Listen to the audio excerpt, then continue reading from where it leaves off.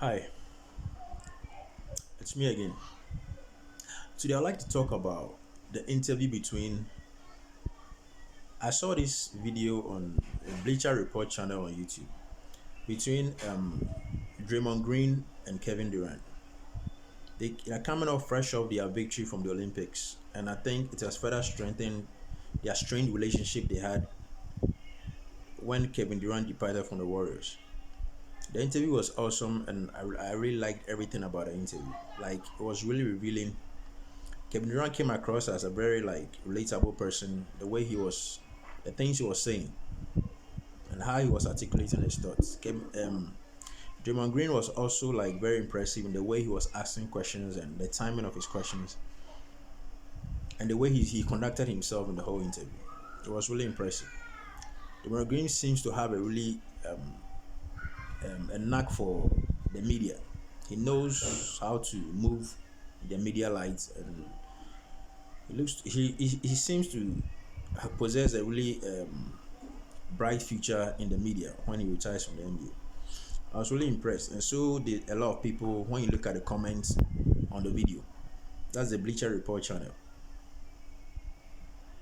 Kevin Durant revealed the reasons why he left the Warriors, and he think he alluded to the fact that it wasn't only because of his issue with Draymond Green, but the way in which the team as a whole handled the whole issue. I think in his view, he was expecting the team to um approach both players and the team itself. The authorities, the handlers should just approach the team and let them know this is not right. This is not, so they all patch it up and move on. But it looks like they rather stay in the background and just push Draymond Green to apologize and all that and suspend him and all that. I think he wasn't digging that. He thought it wasn't handled that way, and that was the major contributing factor in which he left. Another thing was he wanted to have a different experience. And the last bit that he said was something I was really I felt relating to me. He said the piece he said about I think Demar Green asked him about what makes him happy and all that, and he said he doesn't really seek happiness because it's an up and down thing.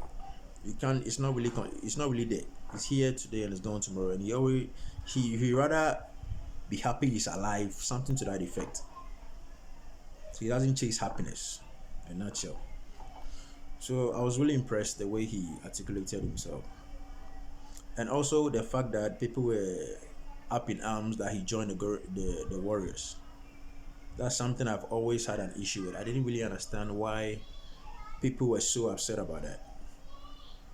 People were so upset that he joined the Warriors, and most of it were people who were LeBron James fans or the Cavs supporters, because they realized that Warriors team just couldn't beat the LeBron James squad. You could tell from their very first championship, they struggled to beat a Cavs team without Kyrie Irving and Kevin Love. It was just LeBron James and the other players on the team, and they just couldn't take them out. They were really struggling. The Warriors team was a really good team. It was a great team. People say they are one of the best teams of all time, but they were the only best in the regular season. The postseason, they really struggled. They really struggled because they struggled to beat a team with just LeBron James. I think they won that series 4-2. They were able to take 2 games off them. So you could tell they weren't really that great in the postseason. They had a record in the regular season, alright, but in the postseason they weren't that great. So they needed somebody else. And that wasn't the first super team being formed. There have been other support teams which were formed. And LeBron James himself was an architect of that. So I don't know why people were just up in arms about Kevin Durant's decision to join the Warriors. I never really had a problem with it.